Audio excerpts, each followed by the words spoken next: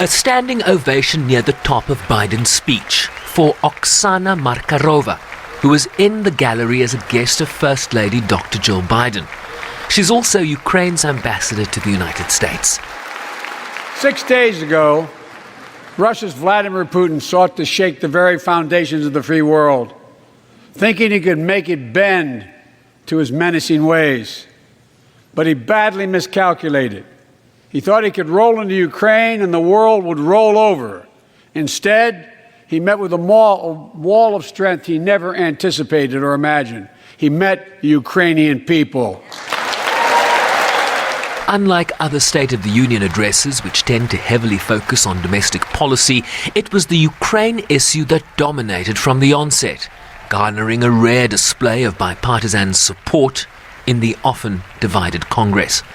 I say to the Russian oligarchs and the corrupt leaders who bilked billions of dollars off this violent regime, no more. The United States Department of Justice is assembling a dedicated task force to go after the crimes of the Russian oligarchs. We're joining with European allies to find and seize their yachts, their luxury apartments, their private jets. We're coming for your ill-begotten gains. And tonight, I'm announcing that we will join our allies in closing off American airspace to all Russian flights, further isolating Russia and adding additional squeeze on their economy. He has no idea what's coming. Biden also vowed to use the full force of NATO's collective power to defend every inch of territory of the alliance's member states. Let me be clear. Our forces are not engaged and will not engage in the conflict with Russian forces in Ukraine. Our forces are not going to Europe to fight Ukraine, but to defend our NATO allies in the event that Putin decides to keep moving west. For that purpose, we have mobilized American ground forces, air squadrons, ship deployments to protect NATO countries including Poland, Romania, Latvia, Lithuania, and Estonia. And as I've made crystal clear, the United States and our allies will defend every inch of territory that is NATO territory with the full force of our collective power.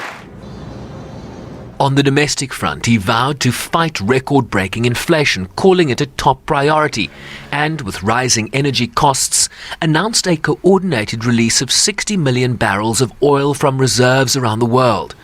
And while an average of 2,000 Americans die from COVID-19 related complications every day, he said the country had reached a new moment in its pandemic fight. And thanks to the progress we made in the past year, COVID-19 no longer need control our lives. I know some are talking about living with COVID-19, but tonight I say that we never will just accept living with COVID-19.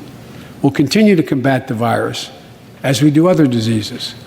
And because this virus mutates and spreads, we have to stay on guard. Biden also announced that the Justice Department would soon announce a chief prosecutor to investigate and prosecute COVID-19 pandemic fraud, vowing to go after criminals who stole billions in financial relief meant for small businesses and millions of Americans.